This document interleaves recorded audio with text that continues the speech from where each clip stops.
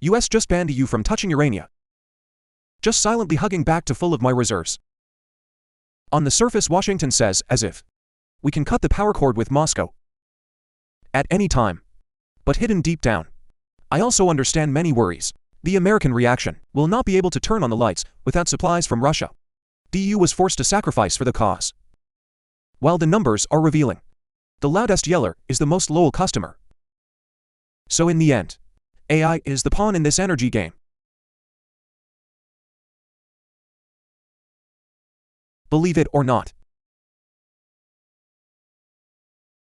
Then on buying uranium from Russia. The US is still the largest customer of Russian nuclear fuel.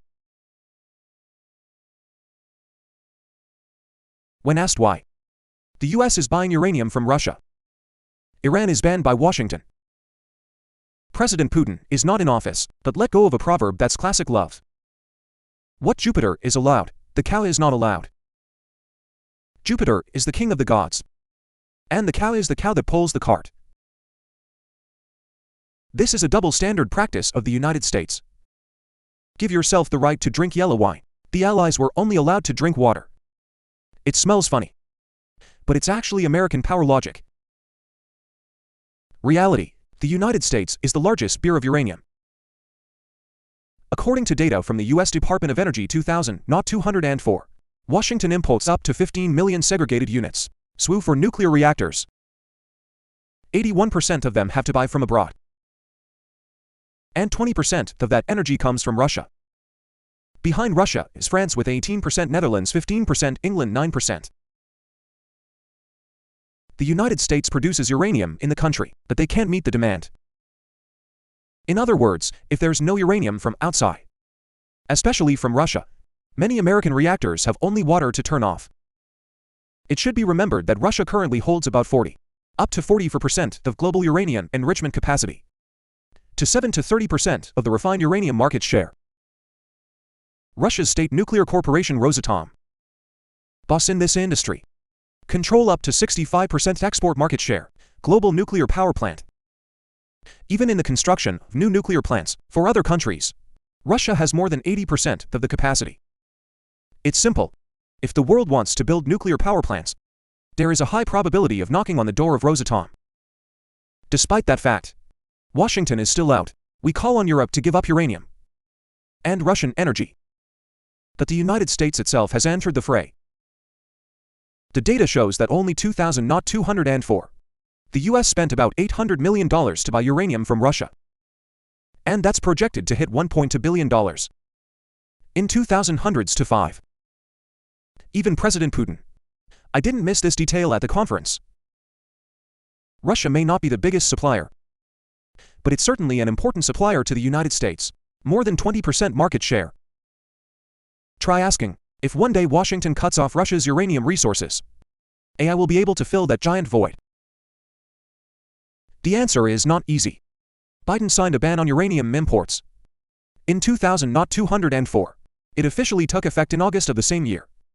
But this text cleverly adds a backdoor. The US can still buy uranium up to 2028 if you can't find an alternative source, or if imports are considered strategic. That is, the law still exists, but the black law is complete.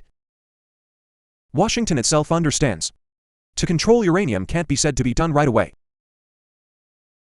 Former Assistant Secretary of State Jeffrey Pius has warned. It will take years to build a strong enough nuclear supply chain. It doesn't depend on Russia.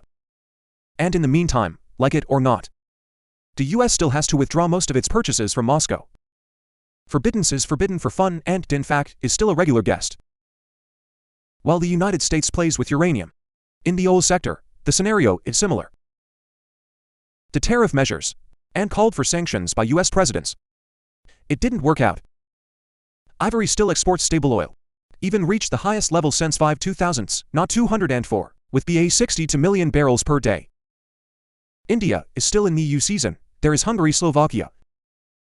Turkey refuses to listen to Washington.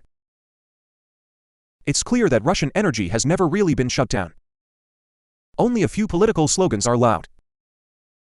The funny thing is that the United States has always defended democratic values, China's security forces, and demanded that the Allies be sacrificed. to bear the consequences while buying uranium and rich in ivory. It's like there's never been a ban. And suggested selling energy back to Europe at several times the price. In short, the US is calling on the EU to give up Russian energy, while I'm still hugging Moscow's uranium. Double standards don't just exist in words. It is also evident in each contract. Billions of dollars running towards chickens. Europe is hard to break with energy. According to the husband. Maybe many people know. Donald Trump has made Europe a picture stand when eloquently proclaiming that Washington wants to punish Moscow. All the NATO countries. A complete break with Russian energy. It sounds awesome.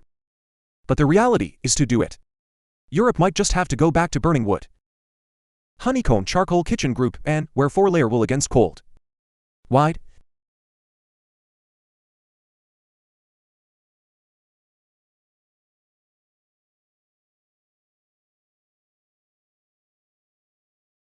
First of all, right after the Ukrainian war broke out, Russian oil flows to the EU have dropped significantly. If 2000 is not 201, Russia accounts for 45% of natural gas and 27% of the bloc's crude oil. Then last year, that figure dropped to 19% and 3%, respectively. But being less doesn't mean disappearing. In fact, only 2,000, not hundreds to 4. Europe still spends nearly 22 billion euros to buy fossil fuels from Moscow, equivalent to 10% Russia's total global energy export revenues. Problem is that while many Western European countries find alternative sources, some Eastern European countries, like Hungary and Slovakia, decided not to let go. It's even more dependent than before. Hungary imports 61% of its oil from Russia, up to 86% now. Slovakia is almost 100% dependent on ivory oil and gas, run through the pipeline. The reason they gave was also very good. Completely cut off supplies from Moscow. It's no different than strangling the economy itself, dragging along the whole of Europe. So Bruxelles is growling. We still have to give in eventually, give them temporary immunity. But the temporary one, I was taken advantage of by two friends to import more Russian oil and gas cheaply. More dependent. Come here, take care. It's no different than getting these two countries to die immediately, and of course they're protesting to the end. It's not just Hungary or Slovakia. But NATO has another particularly intractable member. It's Turkey. This country sits at the gateway to the Sea of Lights. Strategic location is indispensable in any calculation, but blunt. Say no to the sanctions. Ankara, on the other hand, has just imported Russian oil and gas at favorable prices. Just returned to Europe for a profit. Last year, Turkey gets 41% of its gas and 57% of its oil from Russia. In the context of inflation, and people are struggling because of the cost of living. Erdogan. What's wrong with cutting off cheap energy? In other words, he wants Turkey to listen to him. It's a cold winter in Siberia. Not to mention the uranium problem. Russia still supplies 38% of enriched uranium and 23% crude uranium for EU. That's $1.18 billion. In 2000 alone, not 204. It's not like oil or gas. Uranium cannot be easily replaced because it is increasingly rare, and Russia's Rosatom has almost all the technology, especially the many nuclear reactors in Bulgaria, Hungary, Slovakia, Finland, Czech Republic, designed according to ivory standard. It only runs on ivory fuel. If these sources are anything other than starvation, worrying reaction led to an immediate power crisis.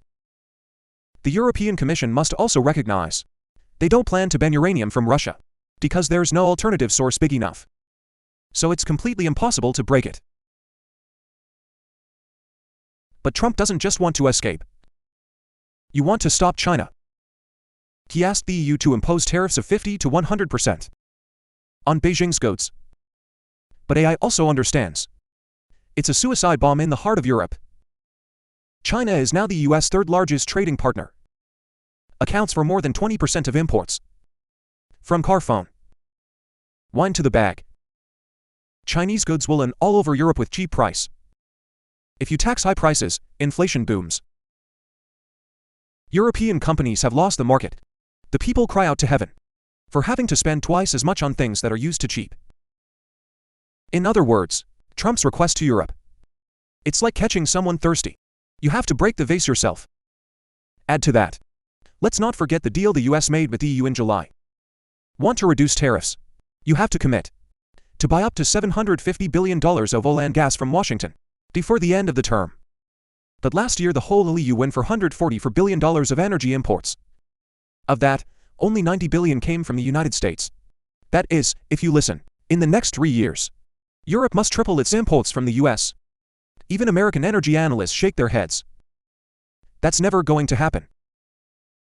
By 2004, the United States exports $166 billion of oil and gas. Want to meet Trump's demands? We have to ship it all to Europe. Where to get it for other markets? It's a problem with no solution. In short, the requirement of listening is very overbearing. But away from reality. Russian energy remains Europe's lifeline. From oil to uranium. Some countries are more and more dependent and dare not go. Russian uranium is almost impossible to replace. China is an indispensable partner. And energy from the United States is both expensive and insufficient. So despite the political no's, it is difficult for Europe to break off its energy ties with Russia. They can gradually reduce the diversification of supply.